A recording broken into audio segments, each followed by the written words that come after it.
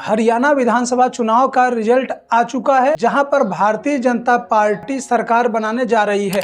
जिस प्रकार से हरियाणा विधानसभा चुनाव में 90 सीटें हैं और बहुमत के लिए 46 सीटें चाहिए होती हैं, जहां पर भारतीय जनता पार्टी ने बहुमत से ज्यादा जो 46 सीटें चाहिए होती हैं 48 सीटों पर जीत दर्ज की है, जबकि कुछ निर्दलीय भी जीते हैं। जैसा कि अमूमन देखा जाता है कि निर्दलीय ज्यादातर जिस पार्टी की सरकार बनती है उन्हीं के साथ चले जाते हैं या उन्हीं का समर्थन कर देते हैं।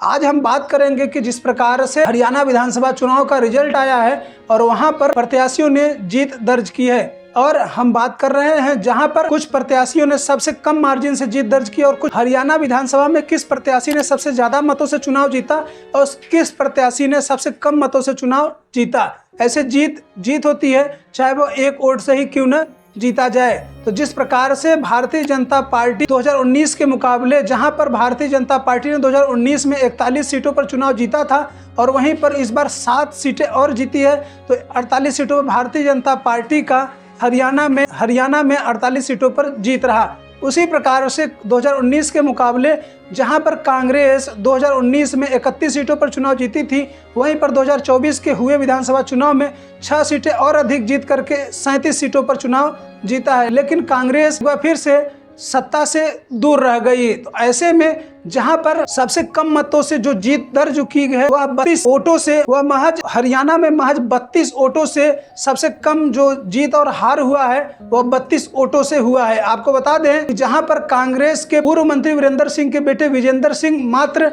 32 वोटों से कांग्रेस प्रत्याशी के रूप में उन्हें 32 वोटों से हार मिली है। भारतीय जनता पार्टी के प्रत्याशी देवेंद्र अत्री ने उचाना कला जो 37 नंबर सीट आती है मात्र 32 वोटों से कांग्रेस प्रत्याशी को हराया है। अब जान लेते हैं कि किस सीट पर सबसे ज्यादा, हरियाणा में किस सीट पर सबसे ज्यादा मतों से हार जीत हुआ है। ऐसे में फिरोजपुर झिरका सीट से कांग्रेस के प्रत्याशी मामन खान, जिनके ऊपर नौ हिंसा का आरोप भी है, ऐसे में मामन खान ने पूरे हरियाणा में सबसे बड़ा इतिहास रचते हुए लगभग 98,441 वोटों से जीत दर्ज की है। वहीं पर भारतीय जनता पार्टी के प्रत्याशी को हार मिली है। ऐसे में मामन कांग्रेस प्रत्याशी के रूप में 1,30,497 मत मिले थे। ऐसे इस खबर को लेकर के आप क्या सोचते हैं, अपनी राय जरूर दें। तब तक हमें विदा दीजिए, नमस्कार।